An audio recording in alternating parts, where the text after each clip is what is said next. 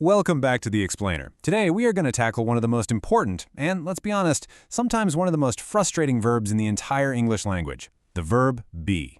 Now, if you're coming from a language like Spanish or Portuguese, this question right here, ser o estar, you know exactly what I'm talking about. It is a classic challenge, one that trips up so many people when they start learning English. But here is the good news. If you've ever felt that struggle, if you've ever been confused by this, you have landed in exactly the right place. We are going to get you the clarity and the confidence you need starting right now. Okay, so let's just dive right in. Instead of thinking of be as some kind of a problem, let's just reframe it. Think of it as English's superverb, you know? It's so powerful because it does the job of two verbs, covering both ser and estar. We use it for pretty much everything, describing people, objects, and how they are at any given moment. So, how do we crack this code? Well, the very first step, the foundation for everything, is just getting comfortable with its different forms. Once you know them, I promise, everything else starts to fall right into place.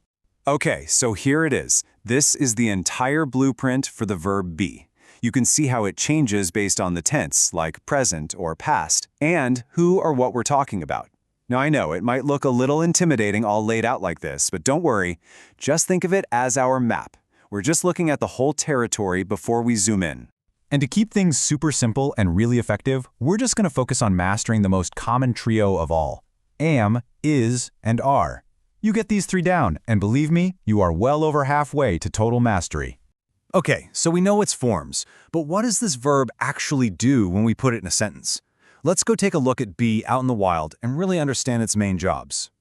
And this, right here, this is the absolute core of it. Think of be as having two main gigs. First, it acts like ser. It tells us about identity, the permanent stuff like professions or where you're from. She is a teacher. But then it also acts like estar. It describes a temporary condition or location. For instance, he is tired. He's not going to be tired forever, right? Getting this split is the absolute key. But it doesn't stop there. Be is also our go-to verb for just talking about the world around us. Anytime you want to tell the time, say the date, or describe the weather, be is the simple, correct verb to reach for.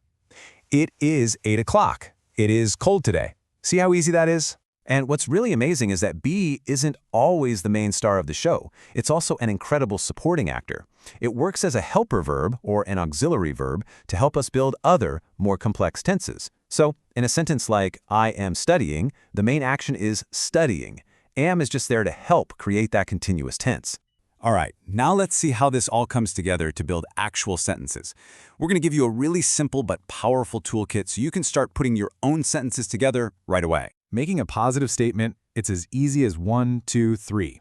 Seriously, step 1, start with your subject. Let's say she. Step 2, just add the right form of be. For she, that's is. And step 3, add the rest of your thought. What's the result? She is a doctor. A perfect sentence. So what if you want to make that sentence negative?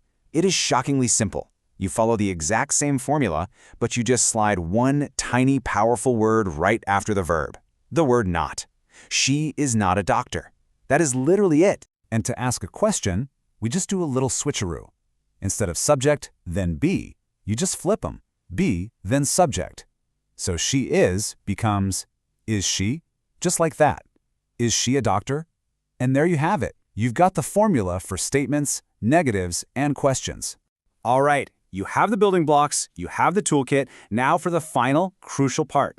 Let's look at the common traps that people fall into. And I'm going to give you some pro tips so you can sound confident and totally natural. Let's talk about the number one mistake. It's so common.